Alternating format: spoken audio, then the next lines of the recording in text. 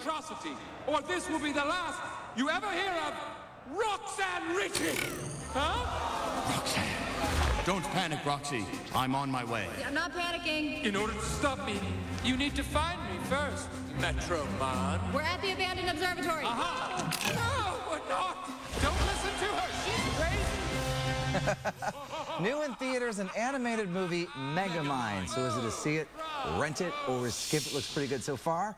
Kevin Carr, movie critic for FatGuysAtTheMovies.com, is joining us with the answer. Great to see you, Kevin. How are you? I'm doing good. How are you doing, Andy? Listen, I'm great. And Megamind is not only animated, it's also 3D. 3D and in the IMAX. I got a chance to see it in IMAX. And IMAX. I love these animated films, and this is from DreamWorks, and they do some really out-of-the-box stuff. Yeah. I mean, if you saw Monsters vs. Aliens, this has a very similar feel. It's sort of that retro-futuristic kind of movie about an alien that becomes a villain, and then he's fighting a Superman kind of character, and you know, it's just him dealing with it. It's actually a really neat superhero kind of movie, and it looks fantastic. Looks brilliant in the IMAX. I thought I recognized a couple of voices in that clip, and there are some pretty big names voicing these characters, right? Yeah, it's Will Ferrell as Megamind, and then Metro Man's Brad Pitt, and the Lois Lane kind of character is played by Tina Fey, and you got Jonah Hill in there as well. So these movies always have a lot of big names in them because it's easy to do them. And DreamWorks has a great track over this kind of stuff. How is it? How's the 3D work for you? It looks fantastic. It does. I mean, it really, really is neat. And like I said, what's nice about this is it gives you a real superhero kind of movie,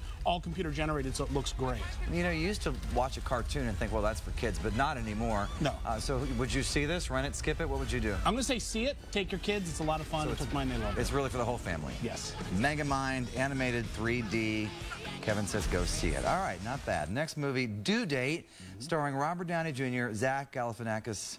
Did I say that right? Oh, yeah. Galifianakis. Good job, Andy. These guys are in a lot of these buddy movies together. You know, it seems like they're the new kind of guys that they smoke pot all the time and just hang out. Well, this one has, because Zach Galifianakis was in The Hangover last year. That's really what came from his big break. This is directed by Todd Phillips, who did The Hangover. Okay. And bringing in Robert Downey Jr., and Robert Downey Jr. is great. He has a great knack for comedy. The story is he's got to get across country to see the birth of his child, and he's sort of saddled with this kind of nutty guy.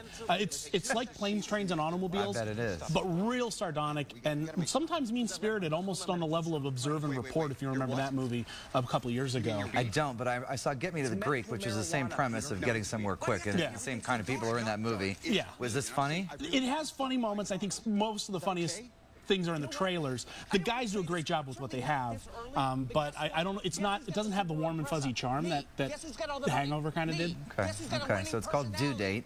Big names are in it. Robert Downey Jr. there, Zach Galifianakis. What would you say? Rent it, see it, skip it? I'm going to say rent it. Rent it. Rent it. It's maybe not a run out and see. Okay. Also new in theaters, a new Tyler Perry movie called For Colored Girls, and they did not allow early previews of this movie, so you have not seen this. No.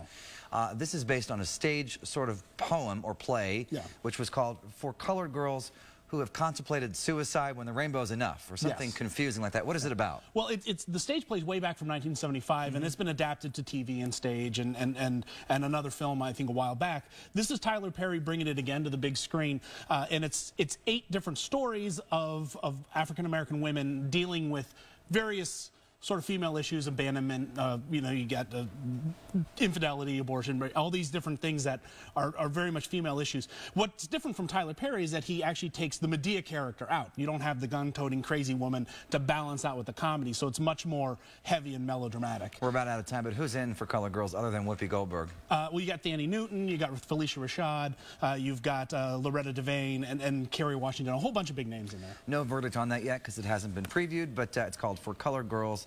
Opening this weekend. Kevin Carr from FatGuysAtTheMovies.com. Thanks for coming on. Thank you. Happy long weekend with that extra hour weekend. That's right. Daylight savings time. Dana.